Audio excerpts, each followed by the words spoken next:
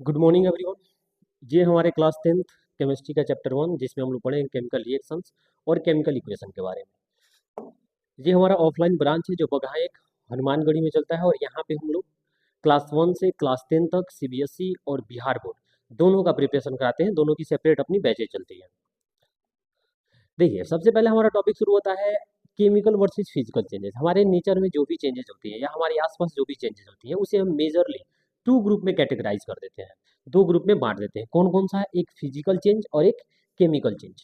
Physical change कौन सा होता है? ऐसा चेंज जिसमें केवल फिजिकल प्रॉपर्टी चेंज होती है, जैसे कि किसी सब्सटेंस का शेप या उसका स्टेट, सॉलिड है तो लिक्विड, लिक्विड से गैस, गैस से वापस से लिक्विड, लिक्विड से सॉलिड, ऐसे चेंजेस आती है। इसमें देखिए only physical properties change, no new substances form. जैसे कि अगर एक आइस मेल्ट कर रहा है तो वहां पे कुछ नया नहीं बनना है, दोबारा से उसको मेल्ट हुए आइस को दोबारा से फ्रीज करेंगे, दोबारा से वो आइस में चेंज हो जाएगा। मतलब कि आइस अगर बर्फ जो है वो पिघला हुआ है, उसको हम वापस से फ्रिज में रखेंगे, दोबारा से जम के वो आपको बर्फ बन जाएगा। तो इसमें कुछ नया नहीं बनता है। आइस मेल्टर हो, पेपर टीयरिंग हो, पेपर पेपर को फाड़ना, अगर पेपर को हम फाड़े हैं तो फाड़ने से पहले भी वो पेपर था और फाड़ने के बाद भी वो पेपर है, यहाँ पे कुछ नया नहीं होना है। तो इसे हम कहेंगे फिजिकल चेंज। जहाँ पे चेंज आने के बाद कुछ नया नहीं बनता है तो उसे हम कहेंगे फिजिकल चेंज। और वहीं अगर चेंज आने के बाद से कुछ नया बनता है तो उसे हम कहते हैं केमिकल चेंज। केमिकल चेंज में क्या होता है? Identity of chemical identity of matter change. Matter की जो केमिकल आइडेंटिटी होती है वो चेंज हो जाती है। और new substance is always form, हमेशा यहाँ पे क्या होता है? नया सब्सटेंस बनता है। देखिए, फिजिकल चेंज में कोई नया सब्सटेंस नहीं बनता है, लेकिन केमिकल चेंज में क्या है? हमेशा नया सब्सटेंस बनता है। जैसे एग्जांपल, रस्टिंग। जब आयरन पे रस्ट लगता है, लोहे पे जब जंग लगता है, तो वो आयरन और वो रस्ट दोनों में बहुत ज्यादा डिफरेंस होता है। दोनों में बहुत ज्यादा डिफरेंस होता है। आयरन से बहुत ज्यादा अलग होता है रस्ट उसका। और रस्ट वहां पे क्या है? एक नया सब्सटेंस है। तो इसे हम कहेंगे कि आयरन का जो रस्टिंग है वो एक केमिकल चेंज है। बर्निंग ऑफ वुड, लकड़ी का जलना। जब लकड़ी जलता है तो जलने से पहले लकड़ी में और जलने के बाद जो मिला है दोनों में बहुत ज्यादा डिफरेंस होता है। तो उसे हम केमिकल चेंज कहेंगे। और उसे हम रिवर्स नहीं कर सकते, दोबारा लकड़ी अगर जल गया है तो उसको वापस से हम लकड़ी नहीं बना सकते हैं। इसके बाद milk turning into curd, milk से कर्ड का बन जाना, दूध से दही का बनना। दही बन रहा है वो भी ये क्या है? बहुत ही नया सब्सटेंस है मिल्क के कंपेरिजन में, वहां से बिल्कुल ये अलग होता है। नेक्स्ट देखिए, ये है chemical reaction. What is a chemical reaction? Chemical reaction क्या होता है? केमिकल रिएक्शन क्या होता है? ये एक ऐसा प्रोसेस है जिसमें नया सब्सटेंस बनता है नई प्रॉपर्टी के साथ। The process in which new substances are formed with new properties. Chemical reaction क्या है? एक प्रोसेस जहां पे नया सब्सटेंस बनता है नई प्रॉपर्टी के साथ में। इसके लिए अगर हम एग्जांपल ले लें हाइड्रोजन और ऑक्सीजन का, ठीक है? तो जब हाइड्रोजन गैस जो होता है ये बहुत ही ज़्यादा फ्लेमेबल गैस है। जो रॉकेट वगैरह लॉन्च होती है तो उनमें एज अ फ्यूल यूज किया जाता है हाइड्रोजन गैस को, और हाइड्रोजन बहुत ज़्यादा फ्लेमेबल गैस है। ऑक्सीजन जो है ये बर्निंग में सपोर्ट करता है। कहीं पे भी अगर बर्निंग हो रही है, कोई चीज़ जल रहा है, तो ऑक्सीजन वहाँ पे न्यूट्रिशन का काम करता है। और इन दोनों से मिलकर बनने वाला वाटर, इसकी प्रॉपर्टी क्या होती है? ये आग को बुझा देता है। यहाँ आप देख रहे हैं कि हाइड्रोजन जो है ये फ्लेमेबल है, यानी कि बर्निंग में सपोर्ट कर रहा है। ऑक्सीजन जो है ये भी बर्निंग में सपोर्ट करता है, लेकिन इन दोनों से मिलकर बनने वाला ये सब्सटेंस जो है वाटर, ये आग को बुझा देता है, ये बर्निंग में सपोर्ट नहीं करता है। तो ऐसे हम देख रहे हैं इन दोनों सब्सटेंस से मिलकर जो नया सब्सटेंस बना है इसकी प्रॉपर्टी इन दोनों से कितनी ज्यादा अलग है। तो इसे हम कहेंगे कि ये केमिकल रिएक्शन है। ये एक ऐसा प्रोसेस हुआ जिसमें कि नया सब्सटेंस बना है और इसकी प्रॉपर्टी क्या है? इन दोनों से नहीं है बिल्कुल। तब यहाँ पे हम कहेंगे कि यहाँ केमिकल रिएक्शन हुआ है। ठीक है, आगे देखिए। नेक्स्ट देखिए, इसमें केमिकल रिएक्शन जब हो रहा होता है तो उस टाइम पे कोई एलिमेंट, उसके जो एटम होंगे वो दूसरे एलिमेंट में चेंज नहीं होते हैं, दूसरे एलिमेंट के एटम में चेंज नहीं होते हैं, बस एटम का रीअरेंजमेंट होता है। In a chemical reaction, atom of one element do not change into those of another element. किसी एक एलिमेंट का जो एटम होता है वो दूसरे एलिमेंट के एटम में नहीं चेंज होता है। Instead, a rearrangement of atom take place between reacting substances to form new substance. जो सब्सटेंस रिएक्ट कर रहा होगा उसके एटम्स में पहले ओल्ड जो बॉन्ड होगी वो टूटेंगी और वो एटम दोबारा से रीअरेंज होंगे और वहां से नया सब्सटेंस बनेगा। इसमें होता क्या है, old bonds break in reactants, जो रिएक्टेंट होगा उसमें पुराने जो बॉन्ड होंगे वो टूटते हैं। अब देखिएगा, जैसे हम एग्जांपल लिए थे हाइड्रोजन और ऑक्सीजन का, तो यहाँ से बनता है H2O। अगर इसको हम बैलेंस फॉर्म में लिखें तो ये ऐसे होगा, ठीक है।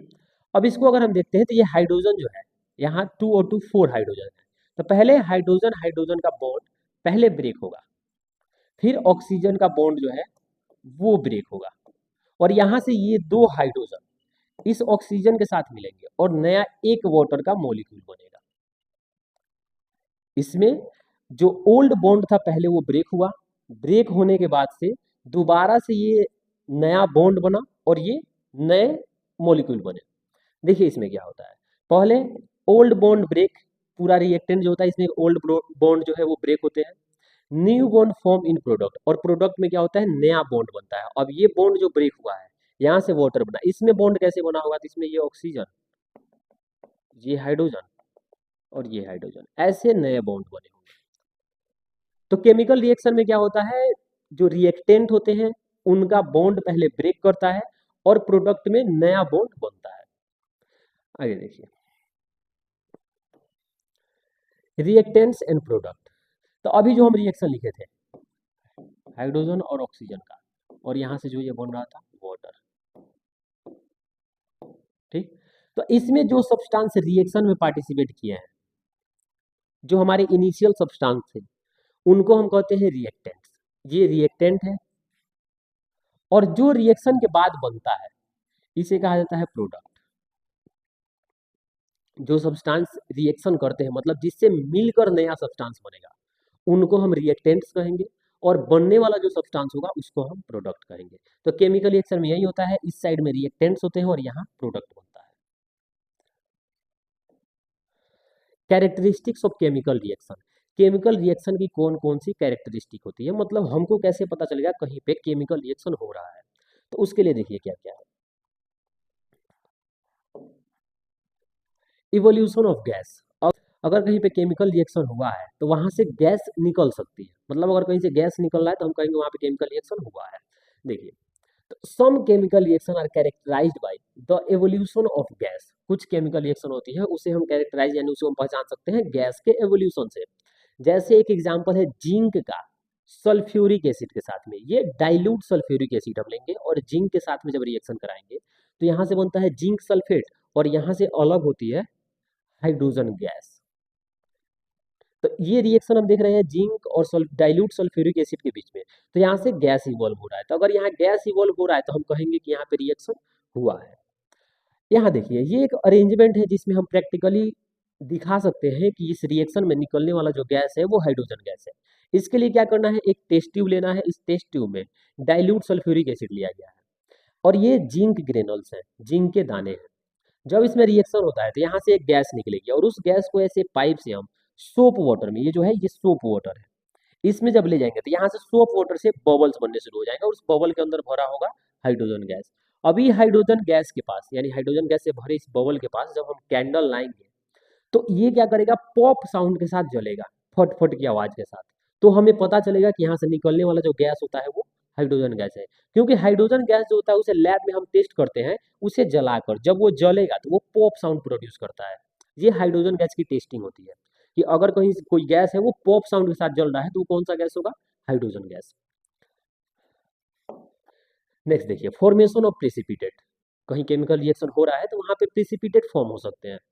इसके लिए देखिए, पहले प्रिसिपिटेट होता क्या है, a precipitate is a solid product which separates out from the solution during a chemical reaction. किसी केमिकल रिएक्शन के टाइम पे जो सॉल्यूशन में कोई सॉलिड सब्सटेंस बन जाता है जो उसमें दोबारा डिसॉल्व नहीं होगा, उसी को प्रिसिपिटेट कहा जाता है। और वो प्रिसिपिटेट क्या है, जिस बर्तन में रिएक्शन हो रहा होगा उसके नीचे जम जाता है। जैसे अगर एक वेसल लिए हैं, इसमें हम दो सॉल्यूशन डाल रहे हैं और दोनों में जब अगर रिएक्शन होगा तो नीचे कुछ इसमें सॉलिड सब्सटेंस बन जाएगा जो नीचे जमेगा, इसी हम प्रिसिपिटेट कहते हैं।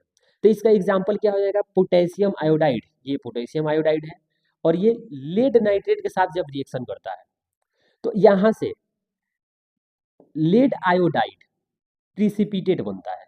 और प्रिसिपिटेट को ऐसे रिएक्शन में एरो से नीचे की तरफ दिखाया जाता है। तो जब रिएक्शन पोटेशियम आयोडाइड और लेड नाइट्रेट के बीच में, ये लेड नाइट्रेट है और ये पोटेशियम आयोडाइड है, जब इसमें रिएक्शन होता है तो यहाँ से लेड आयोडाइड बनता है, जो कि इसमें येलो कलर का प्रिसिपिटेट होता है। ये जो देख रहे हैं येलो कलर, इसमें ये लेड आयोडाइड का है येलो कलर। तो ये हो गया प्रिसिपिटेशन। अगर किसी कहीं प्रिसिपिटेट बन रहा है किसी चेंज में, तो वहां पे हम कहेंगे कि केमिकल रिएक्शन हुआ है। देखिए चेंज इन कलर, जब केमिकल रिएक्शन होता है तो वहां पे कलर में चेंज भी आ सकता है। और ये कलर का चेंज ना, ये बहुत ही आसानी से ऑब्जॉर्व होने वाला चेंज है, जिसे हम आसानी से देख के बता सकते हैं कि केमिकल रिएक्शन हुआ है। Observation of colour change is a clear indicator of a chemical change. Chemical change का क्लियर इंडिकेटर है कलर में चेंज आना। इसके लिए बहुत सारे एग्जाम्पल है। साइट्रिक एसिड जब पोटेशियम परमैंगनेट से रिएक्शन करता है तो पोटेशियम परमैंगनेट का इनिशियल जो कलर होता है वो पर्पल होता है, और वो धीरे धीरे क्या होता है, डिसअपियर हो जाता है, वो कलरलेस हो जाता है। यानी कि अगर पोटेशियम परमैंगनेट है वो साइट्रिक एसिड से रिएक्शन करता है तो इसका जो पर्पल कलर है वो गायब हो जाएगा। अगला है सल्फर डाइऑक्साइड, पोटेशियम डाइक्रोमेट। तो इसमें क्या होता है, ये पोटेशियम डाइक्रोमेट का ऑरेंज कलर जो होता है वो ग्रीन में चेंज हो जाता है। इसके बाद ये सबसे कॉमन एग्जाम्पल है इसका, ये बार बार यूज होने वाला एग्जाम्पल है। ये क्या है, जब आयरन नेल कॉपर सल्फेट से रिएक्शन करता है, आयरन जब कॉपर सल्फेट से रिएक्शन करता है तो यहां से बनता है। अब देखिए ये आयरन जो है, अगर ये कॉपर सल्फेट से रिएक्शन करता है,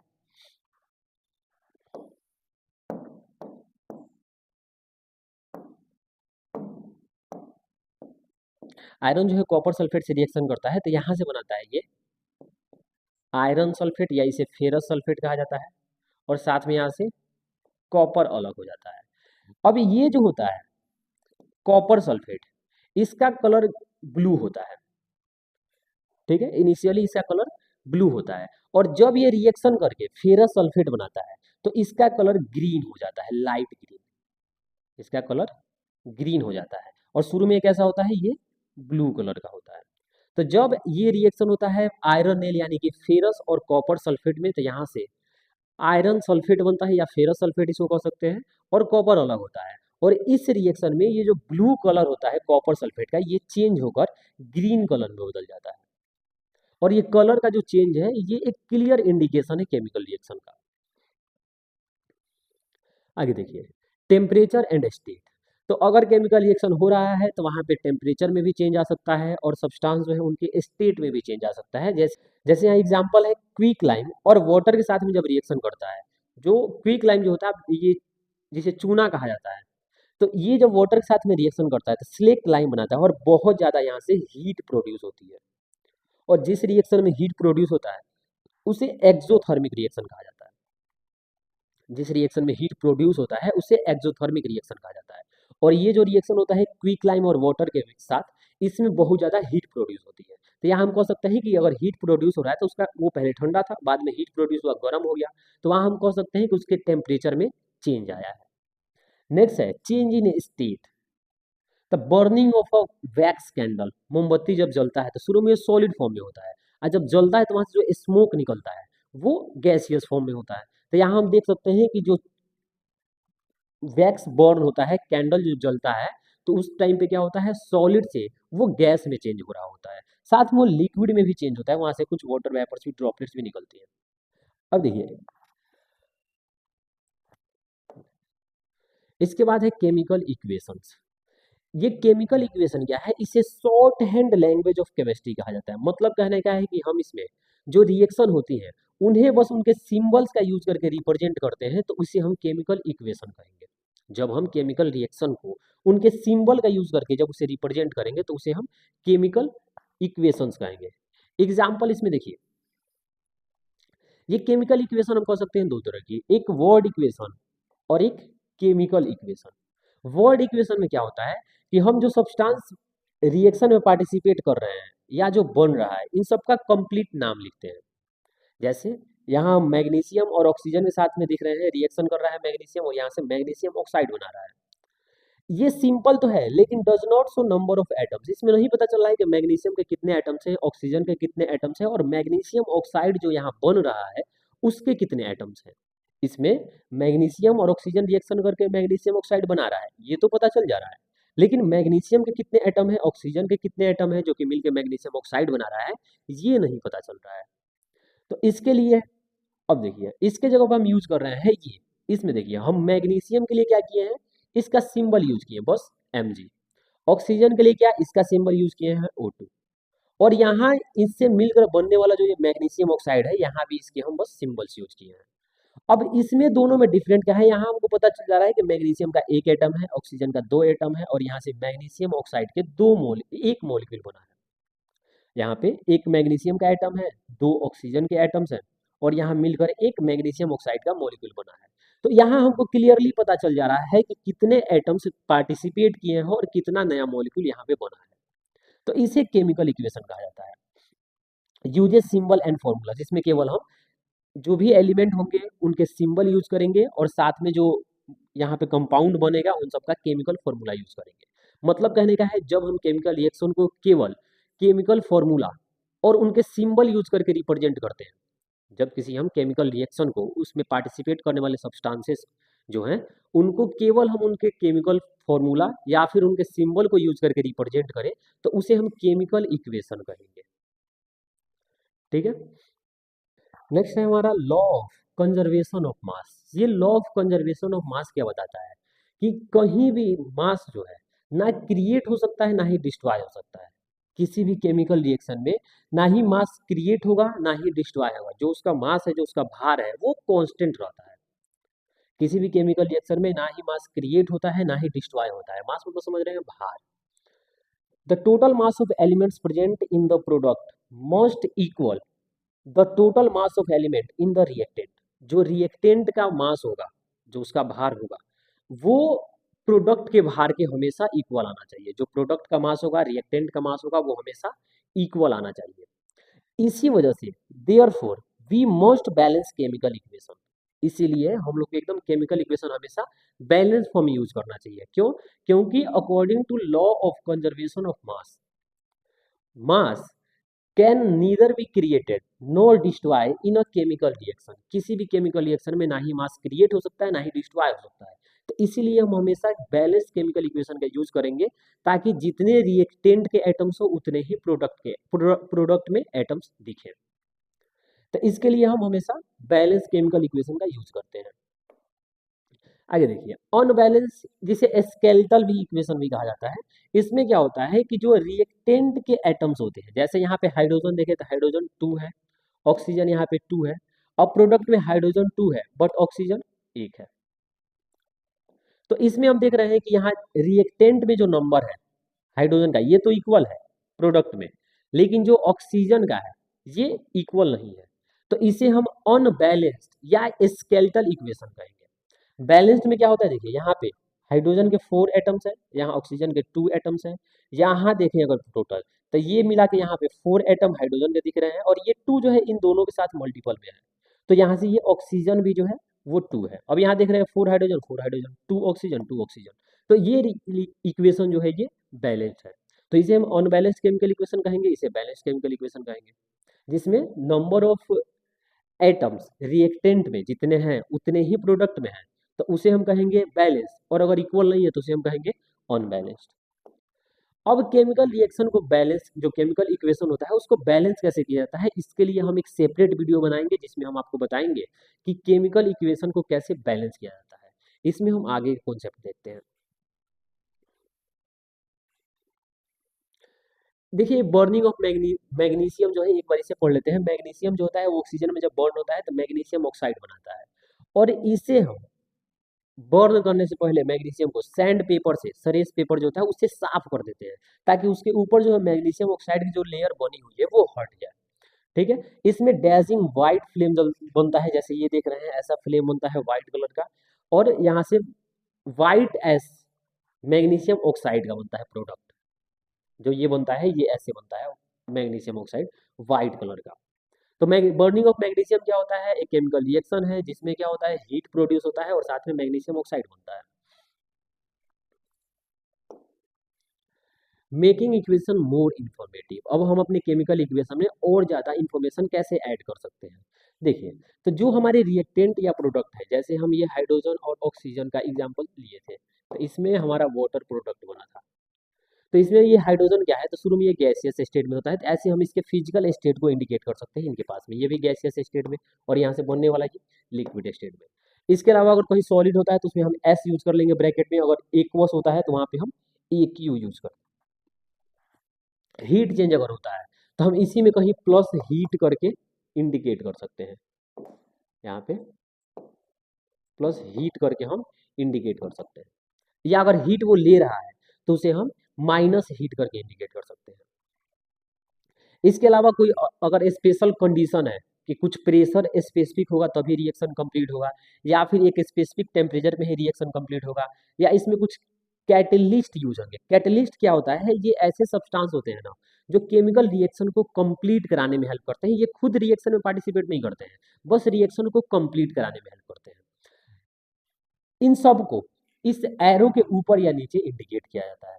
तो ऐसे ये सारी इन्फॉर्मेशन अगर हम चाहें तो अपने केमिकल इक्वेशन को ज़्यादा इन्फॉर्मेटिव बनाने के लिए यूज कर सकते हैं। और इन सब के प्लेसेस क्या है कि अगर हमें उसका फिजिकल स्टेट दिखाना है तो यहाँ हम उसके पास ब्रैकेट में दिखा देंगे। अगर हीट चेंज दिखाना है तो इसमें प्लस हीट या माइनस हीट करके लिखेंगे। और इसमें जो अगर कंडीशन है, कोई कोई प्रेशर बताना है कितना प्रेशर पे रिएक्शन कंप्लीट होगा, टेम्परेचर बताना है कितने टेम्परेचर पे होगा, या कैटलिस्ट इसमें कौन से यूज होंगे, इन सबको इस एरो के ऊपर या नीचे हम लिख देते हैं।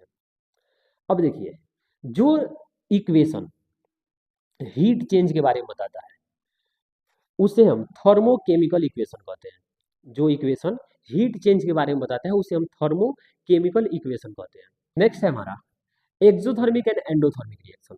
एक्सोथर्मिक रिएक्शन ये क्या होता है, जिस रिएक्शन में प्रोडक्ट बनने के साथ साथ हीट भी रिलीज हो उसे हम एक्सोथर्मिक रिएक्शन कहते हैं।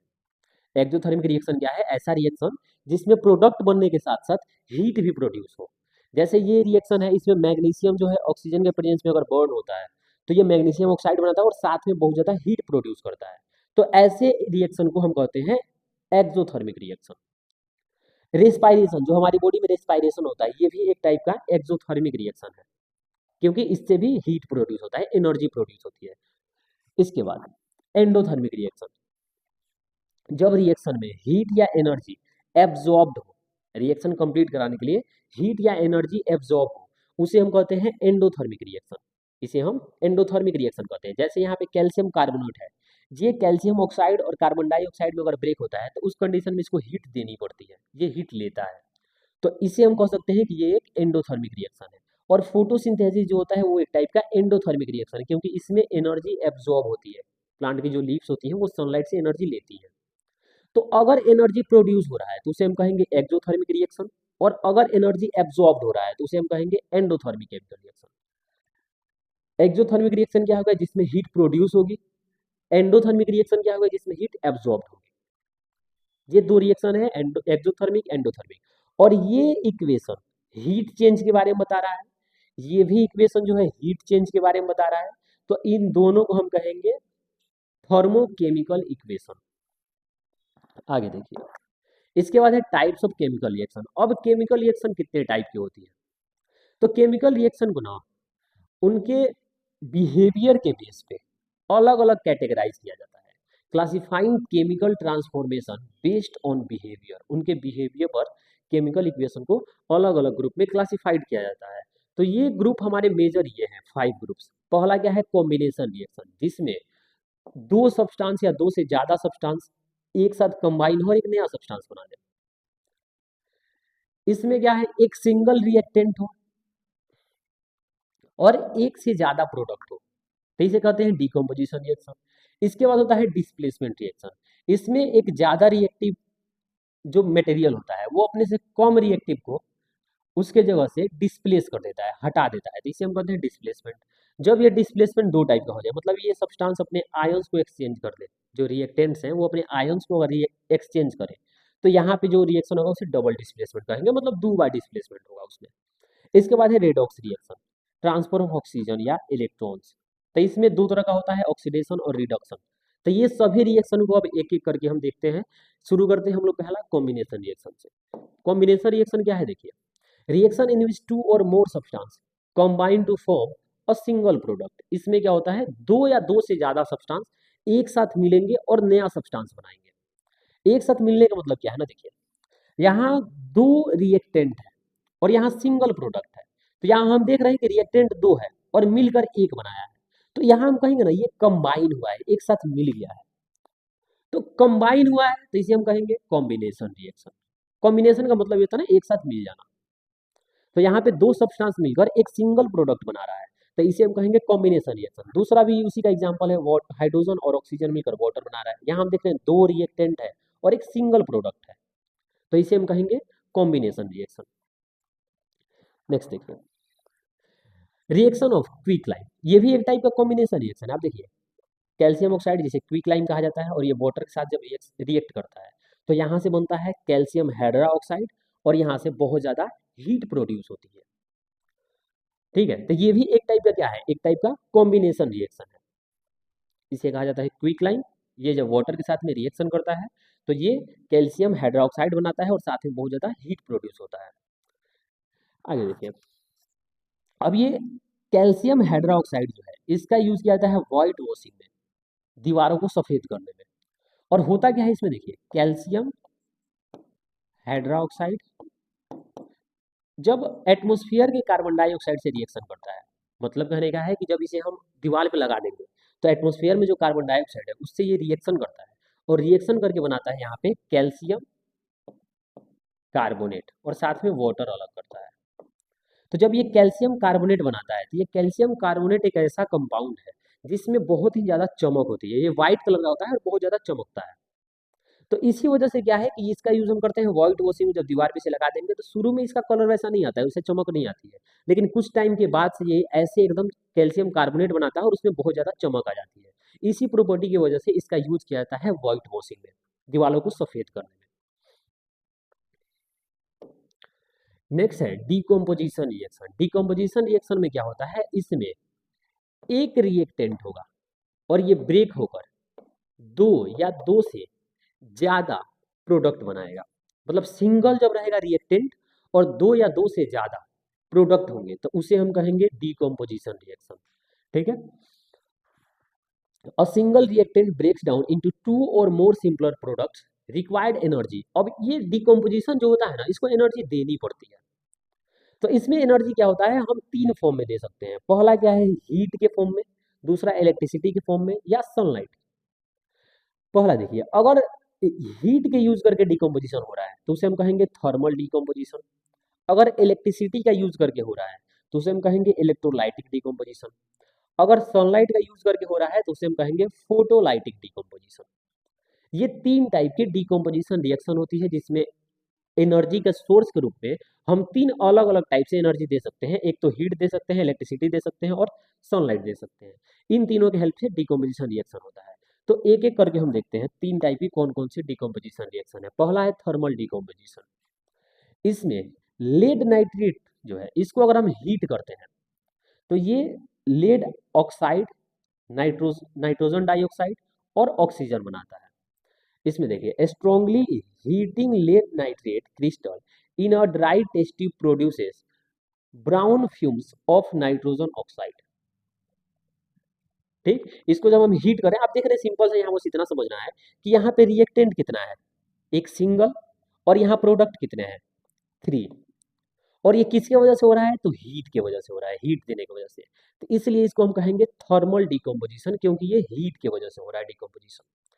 ये नाइट्रोजन डाइऑक्साइड जो है इसके जो फ्यूम्स हैं वो रेडिश ब्राउन कलर के दिखते हैं। यहाँ आपको टोटल में बस इतना ध्यान रखना है कि हमारा यहाँ पे रिएक्टेंट कितना था, सिंगल, प्रोडक्ट क्या है, थ्री, और ये किसकी वजह से हो रहा है, हीट की वजह से। तो हीट की वजह से क्या हो रहा है, इसका डिकम्पोजिशन, यानी ये टूट रहा है, तो इसको हम कहेंगे थर्मल डिकम्पोजिशन। तो ये हो गया। नेक्स्ट है इलेक्ट्रोलाइसिस ऑफ वाटर। इसमें क्या होता है, देखिए हम एक ऐसा अरेंजमेंट करते हैं जिसमें क्या है, हम एक सोर्स ऑफ इलेक्ट्रिसिटी लिए हैं और इसके प्लस वाले टर्मिनल से हम एक ये वाले इलेक्ट्रोड को जोड़े हैं जिसका नाम एनोड। ये निगेटिव वाले टर्मिनल के साथ हम इस वाले इलेक्ट्रोड को जोड़े हैं जो कैथोड है। और इसमें हम लिए हैं एसिडिफाइड वाटर, मतलब थोड़ा सा एसिड मिक्स किए हैं इसमें, ताकि इलेक्ट्रिसिटी की कंडक्टेंस बन सके, इसमें इलेक्ट्रिसिटी इसमें फ्लो कर सके। अब जब इसमें हम इलेक्ट्रिसिटी देंगे तो इस कंडीशन में क्या होगा, वाटर जो है वो स्प्लिट होगा हाइड्रोजन और ऑक्सीजन में। इसमें जो हाइड्रोजन होगा वो प्रोड्यूस होगा कैथोड पे, और ऑक्सीजन जो होगा वो एनोड पे प्रोड्यूस होगा। और इन दोनों का वॉल्यूम बाय में अगर रेशियो देखें तो ये 2:1 के रेशियो में होगा। हाइड्रोजन जो होगा वो 2 को निकलेगा तो ऑक्सीजन 1 निकलेगा, क्योंकि केमिकल फॉर्मूला में ये ऐसे ही होता है H2O के फॉर्म में। तो हाइड्रोजन अगर 2 निकल रहा है तो ऑक्सीजन 1 निकलेगा। देखिए, passing electric current through acidified water decompose it into hydrogen and oxygen। जब इलेक्ट्रिसिटी हम पास करते हैं वाटर से तो ये डिकम्पोज हो रहा है, टूट रहा है हाइड्रोजन और ऑक्सीजन में, तो इसे हम कहेंगे डिकम्पोजिशन रिएक्शन। और ये इलेक्ट्रिसिटी के हेल्प से हो रहा है तो इसे हम इलेक्ट्रोलाइटिक डिकम्पोजिशन कहेंगे। देखिए, इसमें क्या होता है, 2 रेशियो अगर हाइड्रोजन का है तो 1 रेशियो इसमें ऑक्सीजन का निकलता है। ऐसे वॉल्यूम के अकॉर्डिंग ये प्रोड्यूस होते हैं। नेक्स्ट है हमारा फोटोलाइटिक डिकम्पोजिशन। इसमें क्या है कि अगर हम सिल्वर क्लोराइड को सनलाइट में रख दें तो इसमें सिल्वर और क्लोरीन दोनों अलग अलग टूट जाते हैं। सिल्वर अलग हो जाता है, क्लोरीन अलग हो जाता है। तो यहाँ देख रहे हैं रिएक्टेंट सिंगल है, प्रोडक्ट 2 है, तो ये कौन सा, डिकम्पोजिशन रिएक्शन। और ये सनलाइट की हेल्प से हो रहा है तो ये फोटोलाइटिक डिकम्पोजिशन है। अब इसमें देखिए, this reaction were used in black and white photography. इस रिएक्शन का यूज किया जाता है ब्लैक एंड व्हाइट फोटोग्राफी में। ठीक है, तो ये हो गया फोटोलाइटिक डिकम्पोजिशन। तो ये 3 टाइप के हमारे डिकम्पोजिशन रिएक्शंस हो गए। कौन कौन से, एक सबसे शुरू में हम पढ़े थे थर्मल डिकम्पोजिशन, जिसमें हम source of energy heat use कर रहे थे। इसके बाद हम पढ़े हैं इलेक्ट्रोलाइटिक, जिसमें कि सोर्स ऑफ एनर्जी हम यूज किए हैं इलेक्ट्रिसिटी। इसके बाद हम देखे हैं फोटोलाइटिक, जिसमें सोर्स ऑफ एनर्जी यूज हुआ है सनलाइट। तो ये 3 तरह के डिकम। नेक्स्ट है हमारा डिस्प्लेसमेंट रिएक्शन। तो डिस्प्लेसमेंट रिएक्शन क्या होता है, जब कोई ज्यादा रिएक्टिव एलिमेंट अपने से कम रिएक्टिव एलिमेंट को उसके साल्ट सॉल्यूशन से डिस्प्लेस कर देता है, हटा देता है, तो उसे हम कहते हैं डिस्प्लेसमेंट रिएक्शन। देखिएगा, reaction in which a more reactive element displaces a less reactive element from its salt solution. अगर इसके साल्ट सॉल्यूशन से, ये है एक लेस रिएक्टिव एलिमेंट और ये इसका साल्ट सॉल्यूशन, ये एक लेस रिएक्टिव एलिमेंट है और ये इसका साल्ट सॉल्यूशन अगर हम ले लें और इसमें फेरस से अगर रिएक्शन करा दें तो ये फेरस से रिएक्शन करेगा, यहाँ से बनाएगा फेरस सल्फेट और ये कॉपर अलग हो जाएगा। तो यहाँ हम देख रहे हैं इस कंपाउंड में कॉपर है और ये फेरस क्या किया है, इसको डिस्प्लेस कर दिया है, हटा दिया है और खुद उसके जगह पे आ गया है। यहाँ देख रहे हैं खुद उसके जगह पे आ गया है, तो इसे हम कहेंगे डिस्प्लेसमेंट रिएक्शन। और इसमें हम पहले कलर वाले चेंज में इस रिएक्शन का एग्जाम्पल लिए थे, जहाँ बताए थे कि इसका जो कलर होता है ये ब्लू कलर का होता है, ये ब्लू कलर का होता है। और जब ये रिएक्शन कंप्लीट होता है तो यहाँ से फेरस सल्फेट जो बनता है, इसका कलर जो होता है वो लाइट ग्रीन कलर का होता है। तो ये एक डिस्प्लेसमेंट रिएक्शन हो गया। इसमें क्या है, एक ज्यादा रिएक्टिव एलिमेंट अपने से कम रिएक्टिव एलिमेंट को उसके साल्ट सॉल्यूशन से हटा देता है, तो इसी को तो डिस्प्लेसमेंट कहा जाता है, तो उसको हटाकर खुद उसका जगह ले लेना। तो ये हो गया डिस्प्लेसमेंट रिएक्शन। नेक्स्ट है double displacement reaction. Reaction in which there is an exchange of ions between the reactants. इसमें जो रिएक्टेंट्स होंगे ये अपने आयन का एक्सचेंज करेंगे। आयन कहने का मतलब क्या है, यहाँ है सोडियम आयन जो पॉजिटिव होता है और ये सल्फेट जो निगेटिव होता है। यहाँ पे बेरियम जो कि पॉजिटिव होता है और ये क्लोरीन जो कि निगेटिव हो जाता है। ठीक है, अब इस रिएक्शन में क्या होता है कि ये पॉजिटिव आयन इस निगेटिव आयन के साथ और ये निगेटिव आयन इस पॉजिटिव आयन के साथ नया कंपाउंड बनाते हैं। और यहाँ पे हम देख रहे हैं ये सोडियम और इस क्लोरीन के साथ मिलकर यहाँ बना रहा है सोडियम क्लोराइड, ये सल्फेट और ये बेरियम दोनों मिलकर बना रहा है बेरियम सल्फेट। तो यहाँ हम देख रहे हैं इसका निगेटिव आयन इस पॉजिटिव आयन के साथ, इसका निगेटिव आयन इस पॉजिटिव आयन के साथ मिलकर नए कंपाउंड बना रहे हैं। और यहाँ पे हम देख रहे हैं कि ये वाला जो है पॉजिटिव आयन इसके साथ गया है, यानी कि इसका जगह लिया है, और ये पॉजिटिव आयन जो बेरियम है ये इस सोडियम का जगह लिया है। तो यहाँ 2 बार डिस्प्लेसमेंट हो रहा है, तो इसे हम कहेंगे डबल डिस्प्लेसमेंट रिएक्शन। और इसमें ये बेरियम सल्फेट जो होता है ये प्रिसिपिटेट बनता है, इसमें व्हाइट कलर का ये बेरियम सल्फेट का प्रिसिपिटेट बनता है। तो ये एक प्रिसिपिटेट रिएक्शन का भी एग्जाम्पल है। और यहाँ पे 2 बार डिस्प्लेसमेंट हो रहा है, यानी ये कहें कि आयन का एक्सचेंज हो रहा है, तो इसे हम कहते हैं डबल डिस्प्लेसमेंट रिएक्शन। नेक्स्ट है ऑक्सीडेशन एंड रिडक्शन। तो पहला है ऑक्सीडेशन, तो इसको पहले समझिए ऑक्सीडेशन क्या होता है। एडिशन ऑफ ऑक्सीजन, अगर किसी सब्सटेंस में ऑक्सीजन ऐड होता है तो उसे हम ऑक्सीडेशन कहेंगे। वहां से या फिर हाइड्रोजन हटता है, तो हाइड्रोजन अगर हटेगा तभी भी उसे हम ऑक्सीडेशन कहेंगे। लॉस ऑफ इलेक्ट्रॉन होता है तो इसे भी हम ऑक्सीडेशन कहेंगे। ये तीनों कंडीशन अगर कहीं भी बनती है, किसी भी सब्सटेंस में अगर ऑक्सीजन ऐड हो रहा है तो उसे हम ऑक्सीडेशन रिएक्शन कहेंगे, या उसमें से हाइड्रोजन अगर निकल रहा है तब भी उसे हम ऑक्सीडेशन रिएक्शन कहेंगे। उसमें से इलेक्ट्रॉन्स अगर निकल रहे हैं, रिमूव हो रहे हैं, तो उसे हम ऑक्सीडेशन रिएक्शन कहेंगे। इसके बाद आता है रिडक्शन। रिडक्शन में क्या होता है, रिमूवल ऑफ ऑक्सीजन, अगर ऑक्सीजन निकल रहा है। ये ऑक्सीडेशन और ये रिडक्शन दोनों एक दूसरे के ऑपोजिट होते हैं। जैसे अगर ऑक्सीडेशन में क्या हो रहा है, ऑक्सीजन का एडिशन हो रहा है, तो रिडक्शन में क्या होता है, रिमूवल होता है। इसमें रिमूवल होता है हाइड्रोजन का, तो इसमें एडिशन होता है हाइड्रोजन का। इसमें इलेक्ट्रॉन लॉस होते हैं, इसमें गेन होते हैं। तो यानी कि अगर कहीं पे ऑक्सीजन रिमूव हो रहा है तो रिडक्शन रिएक्शन है, अगर कहीं पे हाइड्रोजन ऐड हो रहा है तो वो रिडक्शन रिएक्शन है, अगर कहीं पे इलेक्ट्रॉन कोई एलिमेंट गेन कर रहा है तो वो भी क्या है, रिडक्शन रिएक्शन है। अब देखिए, when both happen together it is a redox reaction. और जहां भी ये रिएक्शन होगा ऑक्सीडेशन, वहां पे रिडक्शन जरूर होगा।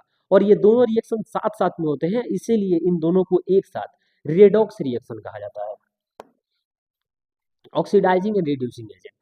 इसके लिए पहले आप ये एग्जांपल समझिए। यहाँ देखिए, हम यहाँ देख रहे हैं कॉपर ऑक्साइड और ये हाइड्रोजन, यहाँ से बन रहा है कॉपर और वाटर। इसमें अगर हम ये इसको देखें तो यहाँ से कॉपर में से ऑक्सीजन रिमूव हुआ है, ऑक्सीजन रिमूव हुआ है, तो इसे हम क्या कहेंगे, रिडक्शन।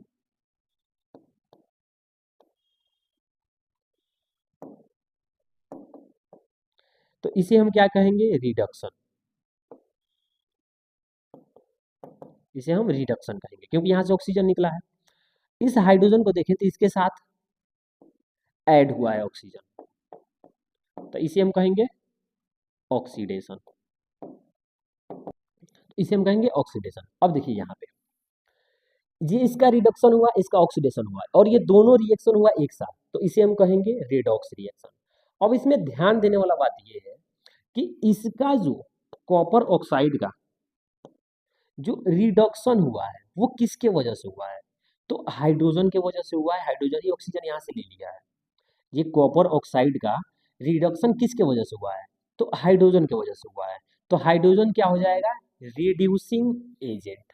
हाइड्रोजन हो जाएगा रिड्यूसिंग एजेंट, क्योंकि ये रिडक्शन कराया है यहाँ पे। अब ये हाइड्रोजन का ऑक्सीडेशन हुआ है, तो ये किसके वजह से हुआ है, कॉपर ऑक्साइड के वजह से।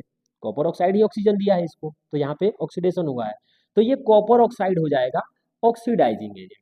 मतलब कि जो ऑक्सीडेशन कराएगा रिएक्शन में उसे हम ऑक्सीडाइजिंग एजेंट कहेंगे, और जो रिडक्शन कराएगा उसे हम रिड्यूसिंग एजेंट कहेंगे। नोट करने वाला बात ये है कि जो ऑक्सीडाइजिंग एजेंट होते हैं, ऑक्सीडाइजिंग एजेंट, इनका खुद का रिडक्शन होता है, और जो रिड्यूसिंग एजेंट होते हैं इनका खुद का ऑक्सीडेशन होता है।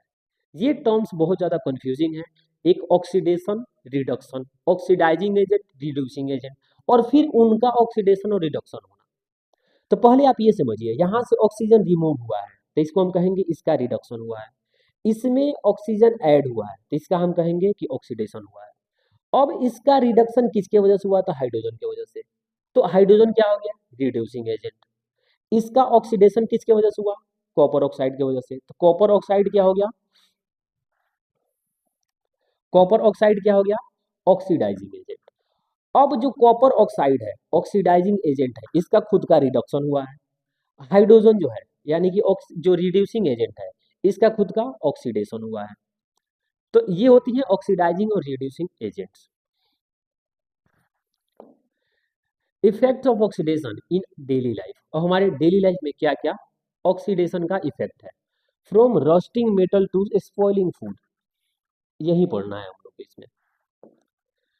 तो कोरोजन क्या होता है, देखिए, the process in which metal are eaten up gradually, metal जो होते हैं धीरे धीरे खत्म होने लगते हैं, by the action of air moisture और केमिकल ऑन देयर सरफेस। अगर मेटल के सरफेस पे कोई केमिकल आ जाए, मॉइस्चर आ जाए, एयर आ जाए, तो उसके वजह से मेटल जो होता है धीरे धीरे खत्म होने लगता है और इसी रिएक्शन को कहा जाता है कोरोजन। और आयरन को अगर हो रहा है तो उसको हम कहते हैं रस्टिंग ऑफ आयरन। ये देख रहे हैं फेरस है, ऑक्सीजन है और वाटर है, तो यहाँ से मिलकर रिएक्शन हो रहा है और ये बन रहा है रस्ट। इसे रस्ट कहा जाता है, ये रस्ट का फॉर्मूला है। It damage car bodies, bridges and ships. तो ये अगर रस्ट लगता है आयरन पे तो उसे धीरे धीरे डिस्ट्रॉय करने लगता है, खत्म करने लगता है। अब इससे बचने के क्या उपाय हो सकते हैं? तो इससे बचने के लिए क्या किया जाता है, आयरन के जो भी आर्टिकल्स होते हैं, जो भी सामान होते हैं, उन सब के ऊपर ग्रीस लगा दिया जाता है, पेंट कर दिया जाता है, या गैल्वेनाइजेशन किया जाता है। गैल्वेनाइजेशन क्या है कि जिंक की पतली परत लगाना उन पे। ठीक है, आगे देखिए rancidity. The oxidation of fat and oil in food result in a bad smell and unpleasant taste. इसी को कहा जाता है रेंसिडिटी। रेंसिडिटी क्या होता है कि इसमें फैट जो है और ऑयल जो होती है फूड में वो ऑक्सीडाइज होता है, और जिसकी वजह से उसमें बैड स्मेल, खराब स्मेल आ जाती है, और अनप्लीजेंट इसमें टेस्ट आ जाता है। मतलब उसका टेस्ट खराब हो जाता है और उसमें से बेकार ही स्मेल आने लगती है। इसकी कैरेक्टरिस्टिक क्या होती है, फॉल ऑर्डर, उसका जो स्मेल होगा वो खराब हो जाएगा। चेंज टेस्ट, जो टेस्ट होगा वो बदल जाएगा। स्पॉइलेज ऑफ न्यूट्रिशनल वैल्यू, जो उसकी न्यूट्रिशन होंगी वो भी डिस्ट्रॉय हो जाएंगे, खत्म हो जाएंगे। Rancidity make food unfit for consumption. मतलब अगर रेंसिडिटी हो रही है फूड में तो वो खाने लायक नहीं बचता है। इसके बाद है प्रिवेंशन ऑफ रेंसिडिटी। हम रेंसिडिटी को कैसे रोक सकते हैं? तो इसके लिए क्या मेथड है? पहला है एंटीऑक्सीडेंट यूज करके। एंटीऑक्सीडेंट, ये BHA और BHT, ये दोनों एक टाइप के एंटीऑक्सीडेंट होते हैं। मतलब ये अगर मिक्स करते हैं फूड मटेरियल में तो उनको वो ऑक्सीडाइज होने से रोक देंगे। दूसरा है nitrogen flush. Packaging snacks with nitrogen gas to remove oxygen. जो देखें वो चिप्स और कुरकुरे का जो पैकेट होता है उसमें बहुत सारी गैस भरी होती है, तो वो गैस जो होती है वो नाइट्रोजन गैस होती है। अब क्या जाता है, जो फूड के पैकेट्स होते हैं, जो चिप्स की और कुरकुरे की पैकेट्स होती हैं, उनमें से ऑक्सीजन निकालकर उनके जगह पे नाइट्रोजन गैस भर दिया जाता है। नाइट्रोजन गैस क्या है, एक इनर्ट गैस के जैसा बिहेव करता है। रीजन क्या है ना कि नाइट्रोजन और नाइट्रोजन एटम में 3 बॉन्ड्स होती है, और इन बॉन्ड का टूट कर दोबारा से रिएक्शन करना बहुत ज्यादा मुश्किल होता है। इसीलिए ऑक्सीजन की जगह पे नाइट्रोजन गैस यूज किया जाता है पैकेजिंग में, जो कि एक इनर्ट गैस टाइप का गैस है। ये रिएक्शन नहीं करता है जल्दी से, इसीलिए अब उसमें भर देंगे तो उसमें जो होगा ऑक्सीजन नहीं है, तो फूड जो होगा वो ऑक्सीडाइज नहीं होगा और जल्दी खराब नहीं होगा, ज्यादा दिन तक वो बना रहेगा ठीक ठाक। इसके बाद रेफ्रिजरेशन। फ्रिज में रख देने से भी क्या होता है, टेम्परेचर जो कम होता है तो उसमें ऑक्सीडेशन की जो रेट होती है वो कम हो जाती है। नेक्स्ट है nitrogen packaging. Why are chips bag so puffed up? कितना, क्यों इतना ज्यादा फूला होता है चिप्स का bag? Manufacturer flush bag with nitrogen gas because it is unreactive या इनर्ट। ये अनरिएक्टिव होता है, रिएक्शन नहीं करता है जल्दी। It create an oxygen free environment preventing the fat in chips from getting oxidize and rancid. अभी बताएं रेंसिडिटी होता क्यों है, जब फूड मटेरियल ऑक्सीडाइज हो जाती है तो ये क्या करेगा, नाइट्रोजन ऑक्सीजन को हटा देगा और खुद उसके जगह पे रहेगा। तो वहां पे ऑक्सीजन है ही नहीं तो ऑक्सीडेशन पॉसिबल ही नहीं है, तो वहां पे ऑक्सीडेशन नहीं होता है। Storage and dark containers. Air tight container, मतलब ऐसे डब्बा में बंद करके रखें जिसमें एयर बार बार ना जाए, मॉइस्चर ना जाए। Keeping food in air tight container limit the exposure to fresh oxygen supply. बार बार उसमें ऑक्सीजन की सप्लाई जो होती है वो रुक जाती है एयर टाइट कंटेनर में अगर हम रखते हैं तो। Away from light. Light provide energy that catalyse oxidation. ये ऑक्सीडेशन में एक कैटलिस्ट का काम कर देता है, मतलब उसको तेज कर देता है। Storing food in dark place और डार्क बोतल हेल्प प्रिवेंट स्पॉइलेज। डार्क बोतल में या डार्क जगह पे रखने पे वो क्या करता है, स्पॉइलेज को रोक देता है। रीजन क्या है कि जो सनलाइट होगी वो ऑक्सीडेशन को तेज कर देती है। अगर ऑक्सी सनलाइट से हम दूर रखेंगे तो ऑक्सीडेशन का जो स्पीड होगा वो कम हो जाएगा। ये इस चैप्टर का लास्ट टॉपिक है, और इसके बाद हम लोग अगले वीडियो में आएंगे नए टॉपिक के साथ। Thank you.